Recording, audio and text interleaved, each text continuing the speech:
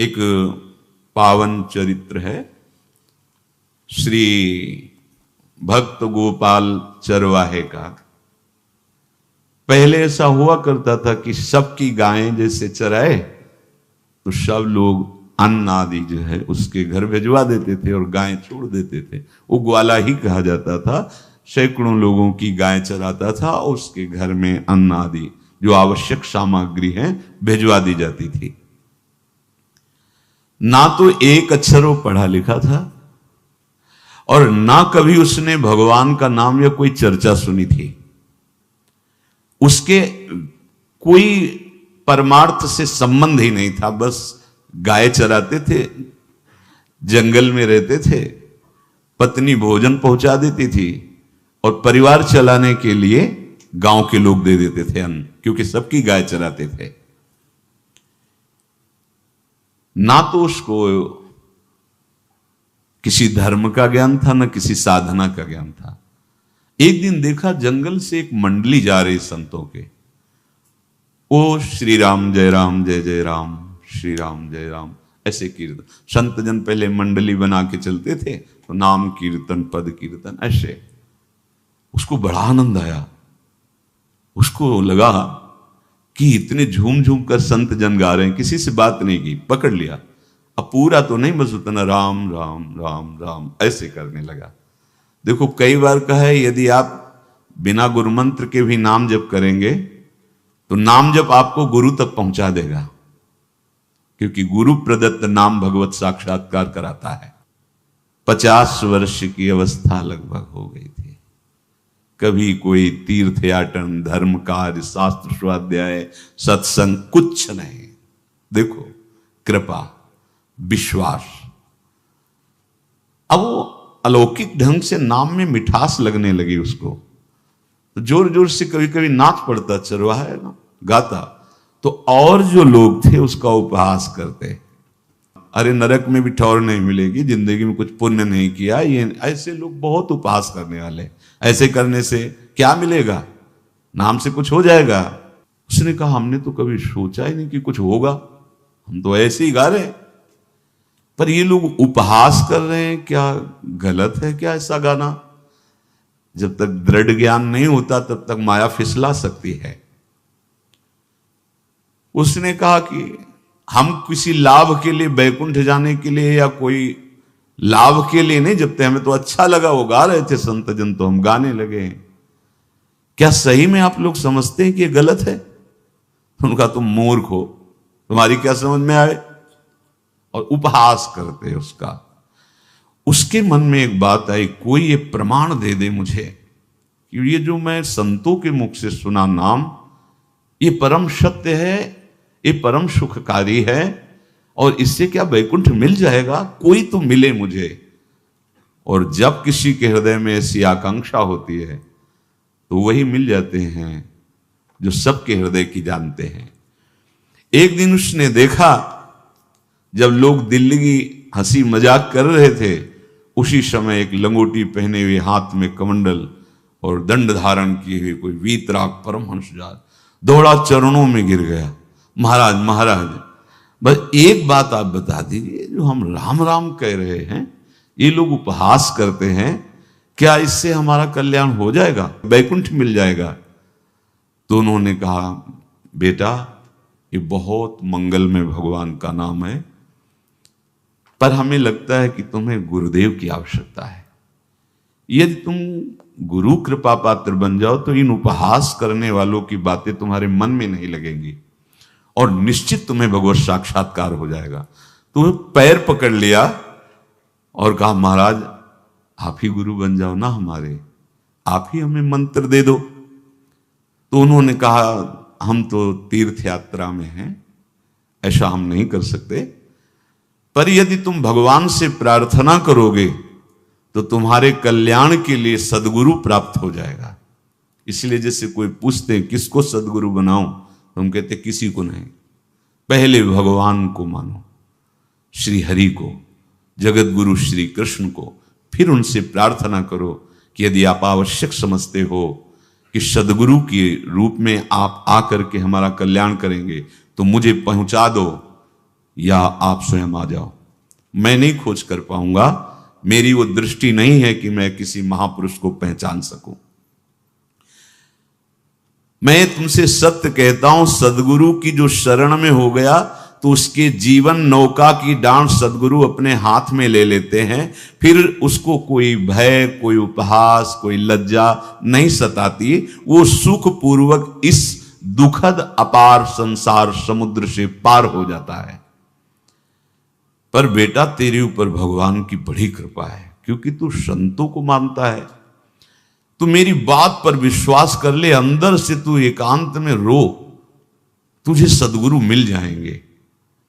अब ऐसा कहकर वो अपने राह में चले तीर्थ यात्रा के लिए। अब वो खोजता, एकांत में बैठकर देखता, कभी कभी वो पेड़ पे चढ़ जाता कि कोई संत तो नहीं आ रहे हैं। अब उसके लिए वहां भोजन पहुंच जाता, पाता, गाय देखता और बस खोज करता कि सदगुरु आ जाए, सदगुरु आ जाए।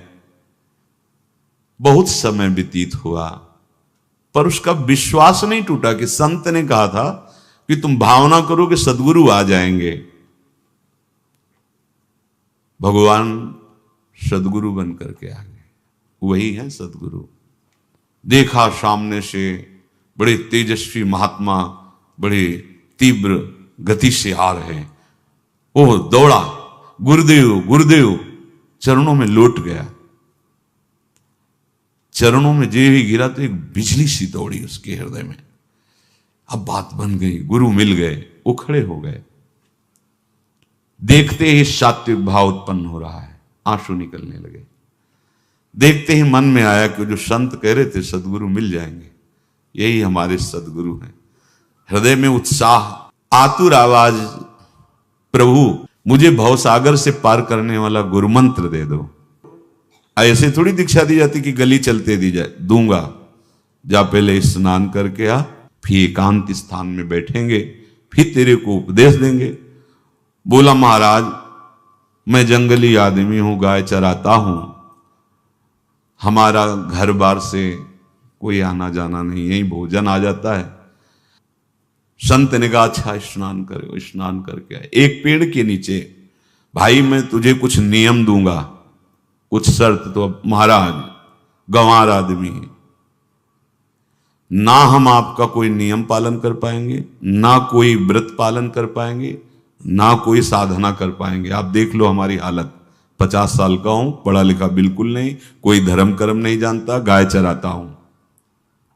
मुझसे बहुत बातें नहीं सदेंगी। अगर एक कोई बात बता दो तो प्रण करता हूं जिंदगी में प्राण त्याग सकता हूं, पर एक बात, कोई एक नियम कोई दे दो।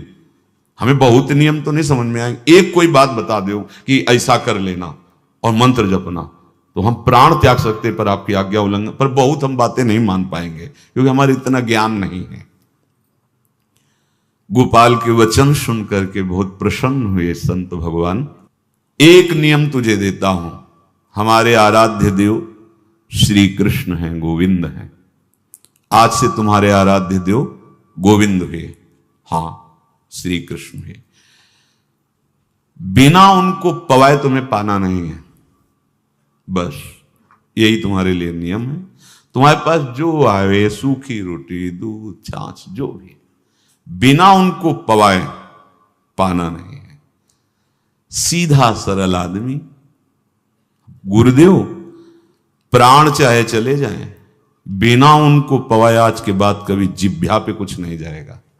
ऐसा गुरुजन आदेश करते हैं वैष्णव मार्ग के पथिकों को कि जल भी बिना अर्पित किए मत पियो। अगर आप बिना अर्पित किए पीते हैं तो आपकी बुद्धि में इष्ट देव के प्रति ममत्व नहीं आ पाएगा, नहीं आ पाएगा।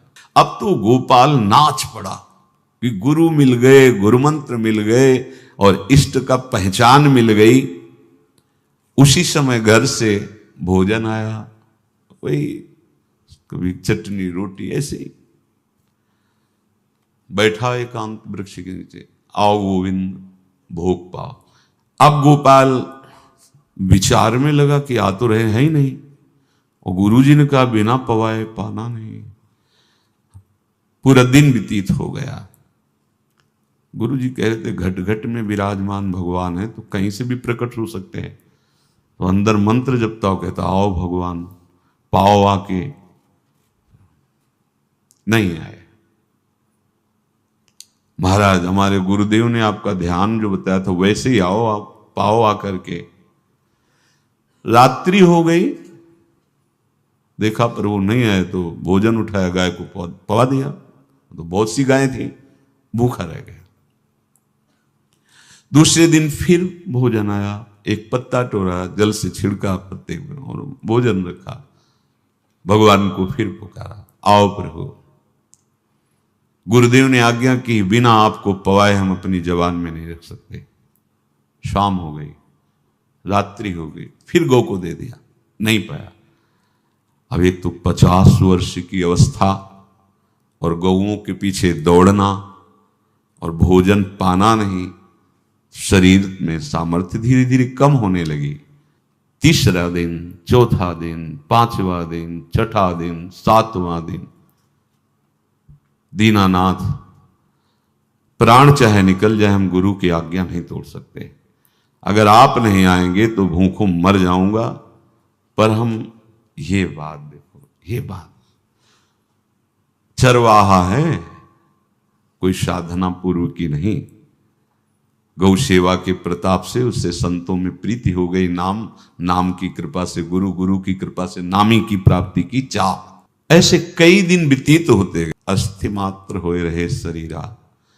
पूछते कि क्या बात है, भोजन तो हम रोज लाते हैं, आप रोज लेते हैं, क्या पाते नहीं? आपका विषय नहीं। शिक्षा मिलती है, अपने गुरु उपदिष्ट साधन को किसी से बताना नहीं चाहिए। गुरु उपदिष्ट साधन जब तक सिद्धावस्था ना पहुंच जाए तब तक गुप्त रखा जाता है। जो जैसे आप सत्संग सुन रहे हो, इसमें कोई वचन आपको लगा, पकड़ लिया, अब वो जीवन में तभी बोलना जब उसका प्रभाव हमारे जीवन में आ जाए। नहीं ऐसे नहीं बोलना, नहीं तो निकल जाएगा। और अगर रोक लिया तो मंथन करेगा अंदर और आपको उसमें स्थित कर देगा। एक भी शब्द नहीं बताया कि हमारी गुरु दीक्षा हो गई, गुरुजी ने कहा था पवा के पाना, और इतने दिन हो गए भगवान तो आ नहीं रहे, इसीलिए हम पा नहीं रहे, तो हमारी ये दशा है। देखो आज का समय ऐसा है कि प्रगट में सब इंद्रियों के पोषण की व्यवस्थाएं भगवान दी, चाहे गृहस्थ हो चाहे विरक्त हो, लेकिन क्या हमारे अंदर निष्ठा है ऐसी? सबरी जी जब उनके गुरुदेव पधारने लगे तो चरणों में रो के गिरी कि प्रभु, इस पूरे विश्व में मुझ अधम को सिर्फ आप ही प्यार करने वाले, आप ही ने दुलार करके मुझे रखा, नहीं सब जगह ठोकर मिलती, कोई भी संत महात्मा हमारी तरफ देखना नहीं चाहते, और प्रभु आप जा रहे हो, आप कैसे जीवन? जानते हो क्या कहा? हम तो भजन के प्रभाव से भगवान के धाम जा रहे हैं बेटा, भगवान स्वयं चलकर तुम्हारे पास आएंगे। सबरी जी बहुत वर्षों तक कभी गुरु के वचनों पर अविश्वास नहीं हुआ, क्यों कहते थे भगवान आएंगे, रोज पावड़े डालती हूँ, सोहनी लगा के जल छिड़कती हूँ, रोज लगता है फुसला तो नहीं दिया गुरु जी ने? नहीं, गुरु के वचन भगवान आएंगे। शायद ऐसा वर्णन की शास्त्र हजार वर्ष सोचो जरा, और भगवान आए और सबरी को निहाल किया। ऐसे हो गुरुदेव ने कहा है भगवान आएंगे, जब तक वो ना पाएंगे तब तक हमने कहा है कि और उनका उद्देश्य अलग था कहने का कि आप भगवान को भोग लगा के पाइएगा और भजन कीजिएगा तो मंत्र के प्रभाव से तुम्हारे मानस पटल पर भगवान दिखने लगेंगे। ऐसा होता है, पर वो सीधा आदमी सीधा समझा, जब तक भगवान नहीं पाएंगे तब तक हमें नहीं पाना। 18 दिन बीत गए, कुछ ना खाना ना पीना। गोविंद भी देखते हैं, बाल भक्त ओम प्रकाश जी महाराज यही अपने चामुंडा के पास से उधर, बहुत नामनिष्ठ महात्मा, बाल भक्तों में बहुत ही मानो प्रहलाद जी ही हैं। जैसे प्रहलाद जी नामनिष्ठ भगवान निष्ठ, घट घट में भगवान को देखने वाले, ऐसे श्री ओम प्रकाश जी बाल भक्त। बड़े बड़े महापुरुष गए, हरि बाबा, उड़िया बाबा, सब बस वो यही कहते कि ये श्री कृष्ण का आदेश है। फिर शायद 50 के भी ऊपर दिन गए थे, ऐसे 70 दिन तक उस महापुरुष ने कुछ नहीं खाया, सशरीर अंतर्ध्यान हुए। आज समाधि उनकी बनी। हे, जब महत्व भगवान का जग जाता है तो शरीर का महत्व नहीं। अच्छा, प्राणनाथ जब प्राणों का पोषण कर रहे हैं तो अन्न में भी तो प्राणनाथ की ही दी हुई शक्ति है, तो बिना अन्न के भी उनका पोषण हो रहा है। पर ये भागवती का आदेश से, मनमानी करने से नहीं। मनमानी करने में फिर मार्ग रुक जाएगा। भगवान आदेश करते हैं अपनी वाणी से, युक्ताहार विहार से, उचित आहार विहार, वो तो भगवद आदेश होता है।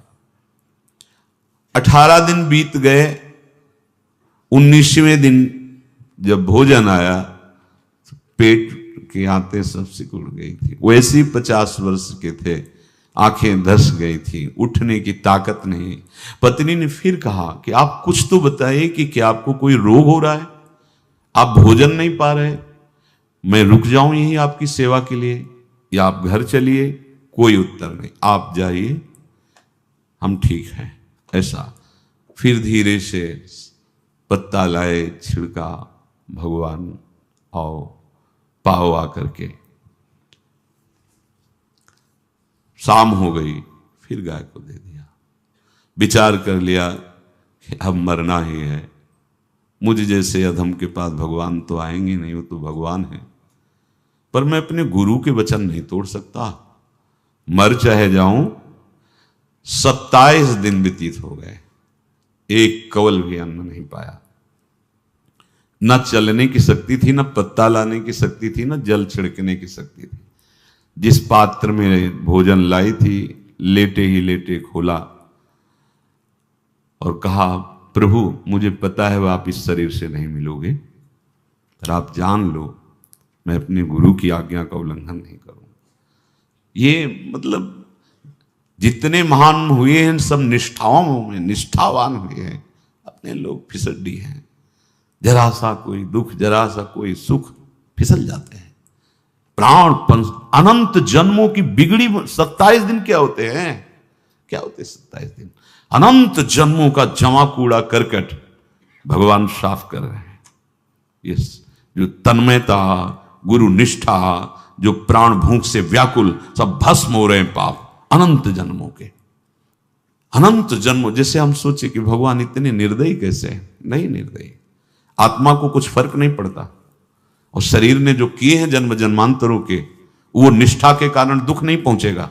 निष्ठावान को दुख नहीं पहुंचता, वो आपको दिखाई देगा दूर से, उसको दुख नहीं पहुंचता, क्योंकि निष्ठा का कवच है, वो कभी कोई भेद नहीं सकता।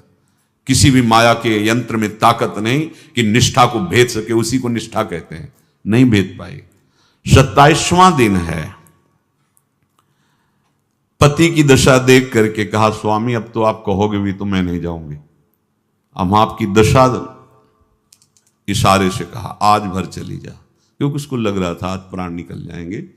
आज भर चली जा, फिर कल से जैसी तेरी आज चली जा। इशारे से, बोलने की भी सामर्थ्य नहीं थी। गोपाल के आंसुओं की धारा चल रही, पड़े पड़े धीरे से खोला जो भोग है, और अंतस्थल, आज बोल भी नहीं पा रहे, अंतस्थल से कह रहे, प्रभु अब चाहे आके पालो या लिवा जाके पवा देना, देख लो आप, आखिरी है, आके पालो या लिवा जाना और अपने यहां पवाना, क्योंकि हमारे यहां तो पाए नहीं आप। बड़े प्रेम से अंदर से आवाज आई, गोपाल। आंख खुली, क्योंकि बोलने की हिम्मत ने, ये अंदर से प्रार्थना की थी, गोपाल वो अमृतमय। गुरुदेव ने कहा था कि उनकी वाणी से अमृत बरसता है।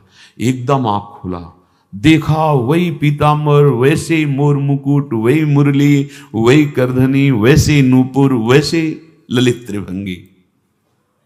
गुरुदेव ने जैसा वर्णन किया था वैसा ही सुंदर रूप गोपाल के सामने। प्रभु मुखमंडल की मनोहरता देखकर निहाल हो गए। ए निहाल कर देंगे, थोड़ी पीड़ा सहना सीखो। सहत सहत बाढ़े भगति, ग्रह तन गुरु हितगार, ग्रह तन गुरु हितगार, हार अपनी करिमा। सेवक जी कह रहे हैं, देखो गृह तन गुरु हित गार हार अपनी कर, तन मन प्राण गुरु वचनों पर न्यौछावर, जो भी सहना पड़े सहूंगा। मिल गए प्रभु। प्रभु दूर नहीं है।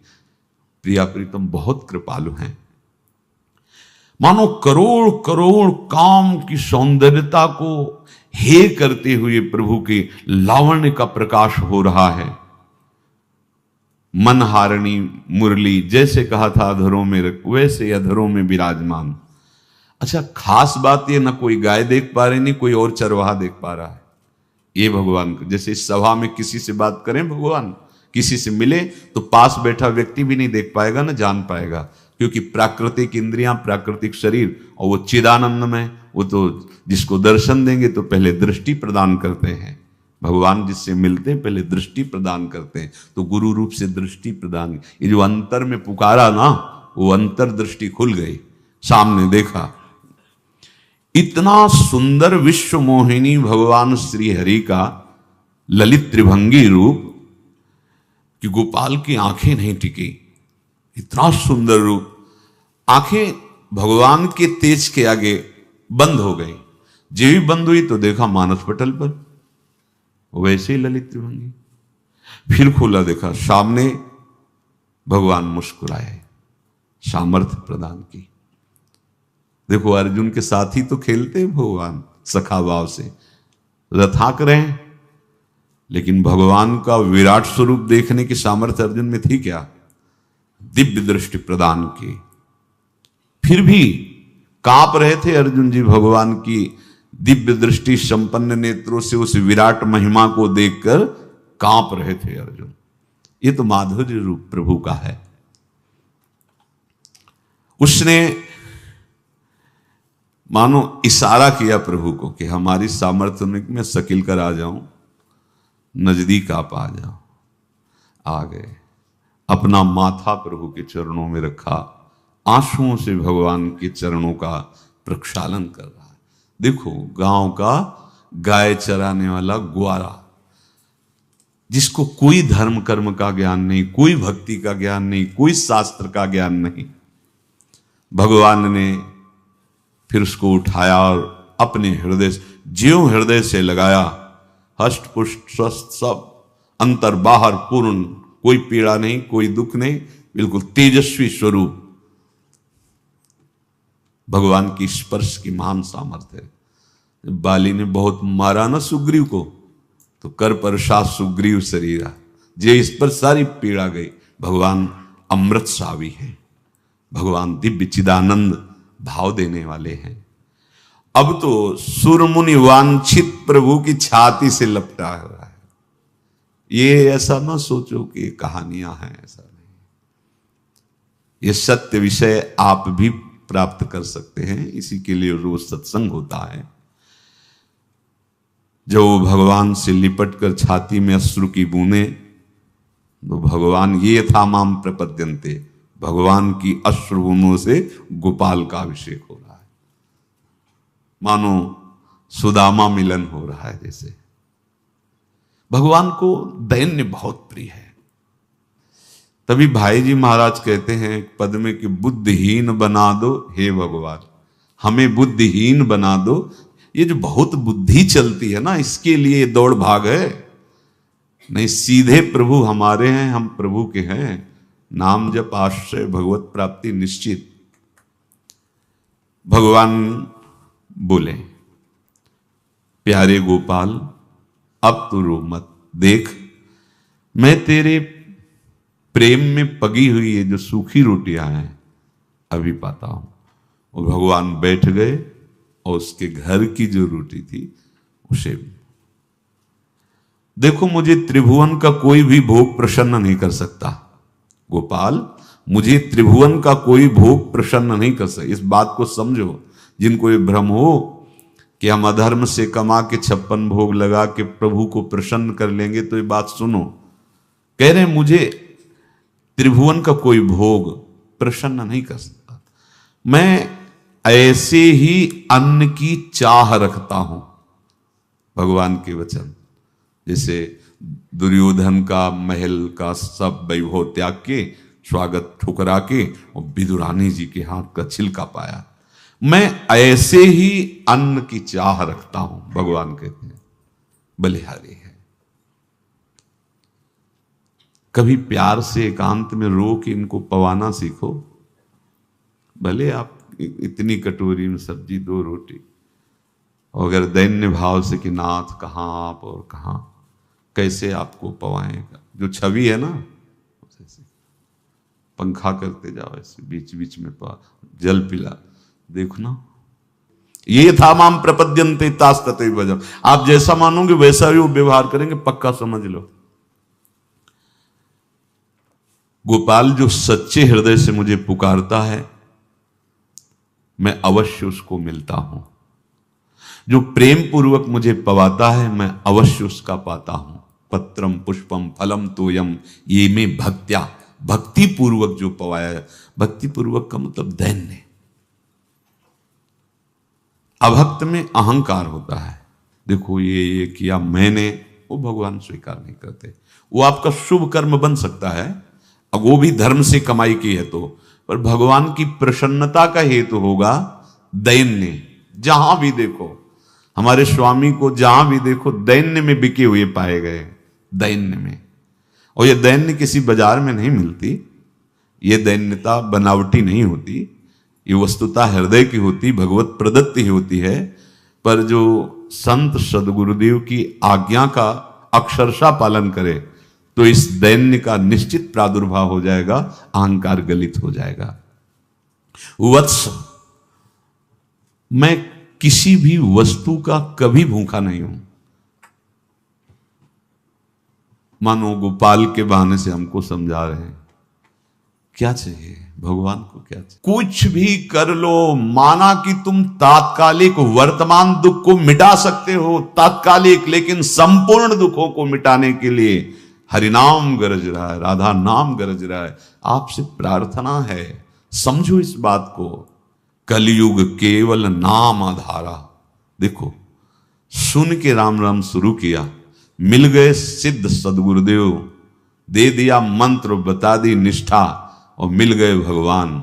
और भगवान कह रहे हैं, अब तेरे जीवन में कभी दुख का लेस नहीं रहेगा, तू अब घर जा, अब किसी की गाय चराने की जरूरत नहीं है, कुल परंपरागत तेरे लक्ष्मी बढ़ती रहेगी, तुझे कुछ करने की जरूरत नहीं। देखो, बड़े बड़े सोने के पहाड़ किसी सुनार ने बनाए क्या? प्रभु ने तो बनाया। भगवान हंसते हंसते समझ ही नहीं पाए और अंतर्धान हो गए। अभी गोपाल कुछ अपने मन भर के देख नहीं पाया था, कह नहीं पाया था, भगवान अंतर्धान हो गए। अब तो चिल्ला चिल्ला के रोने लगा और विवश होके आंख मूंदी तो देखा उसके मानस पटल पर छाए। अब तो राजी हो गया कि ये मेरे प्रभु ऐसी जगह विराजमान हो गए, कोई देख नहीं पाएगा, हम रोज बात करेंगे, रोज दर्शन करेंगे। नारायण या गौर श्याम को हृदय निकुंज बसइए। तो इसलिए धैर्य धारण करके, कितना भी कष्ट हो, अब पीछे मत हटो, फिसलो मत। माया अपने पार्षदों को भेजेगी। प्रभु का चिंतन छूटे वो कुछ भी स्वीकार नहीं। प्रभु का चिंतन होते हुए जो हो रहा है उनका सृष्टि का कार्य है, जो जो जिसको सेवा दी हो रहा है। हमारा प्रभु का आश्रय अगर बदला किसी व्यक्ति का आश्रय या किसी अन्य का आश्रय, बहुत घाटा हो जाएगा। अपने इस मन को देखते रहिए कि ये प्रभु को प्रथम नंबर में रखता है या द्वितीय नंबर में। हमें तो लगता है ये हो सकता है चौथे पांचवें नंबर पे रखता हो।